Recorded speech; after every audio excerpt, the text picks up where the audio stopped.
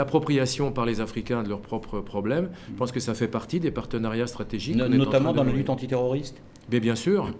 Mais bien sûr, regardez, il y a un nouveau président mauritanien qui est très impliqué dans la lutte contre le terrorisme, avec lequel nous passons d'ailleurs une coopération militaire pour l'aider à se doter de moyens aériens, notamment pour surveiller ce grand espace qu'on peut pas surveiller. Il y a une vraie menace pour l'Europe en particulier, qui est située juste au nord de cette zone du Sahel. Si on doit graduer les menaces en termes de sécurité pour le nord du continent africain et tout le continent européen, c'est vraiment la question du Sahel et de l'implantation d'Al-Qaïda au travers l'AQMI, qui est vraiment en train d'accélérer, avec des menaces, y compris d'implantation un petit peu plus au sud que cette bande du Sahel. Mais déjà, si on arrivait à surveiller sur le plan international, il faut que tous les États de la région s'y mettent.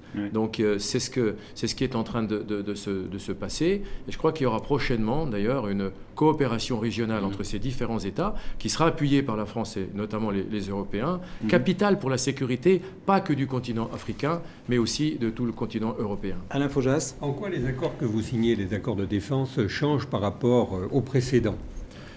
D'abord, on est hors les deux pôles dont nous parlions. Hors les deux pôles dont nous parlions, on est beaucoup moins sur des interventions systématiques en cas de troubles intérieurs. C'est-à-dire qu'il n'y a plus cette automaticité d'intervention, ces engagements pris par notre pays. Ça, c'est un premier point très important. Deuxième élément, on souhaite la transparence totale, c'est-à-dire que les accords de défense ne seront plus secrets, ils passeront devant le Parlement, tout le monde saura ce qu'il y a à l'intérieur de ces accords de défense, et on souhaite une réorientation, troisième élément, vers une coopération technique, matérielle, vraiment beaucoup de formation à destination des Africains. Vous voyez, beaucoup moins une force une force d'interposition en cas de conflit, mais vraiment des éléments pour faire de la formation, toujours dans cet esprit d'appropriation par les Africains. Bruno Darroux. Monsieur Joyandet, aider les États africains à mieux lutter contre le terrorisme, notamment contre Al-Qaïda, est-ce que ce n'est pas aussi prendre un risque pour la sécurité des ressortissants français?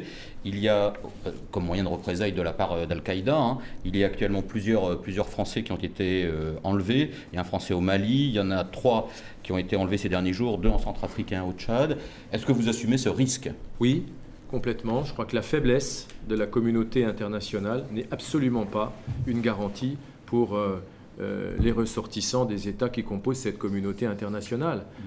Cette nouvelle guerre particulièrement difficile à affronter, puisqu'on ne sait pas toujours où elle est et sous quelle forme elle va se déployer, nécessite des moyens modernes, nécessite beaucoup de moyens, notamment s'agissant du renseignement, beaucoup de coopération internationale. Et vous savez, ce n'est pas parce que nous aurons encore un peu plus peur ou que nous serons faibles que nos ressortissants seront plus en sécurité. Il faut empêcher un certain nombre d'installations supplémentaires et il faut lutter efficacement. Il faut faire la guerre au terrorisme.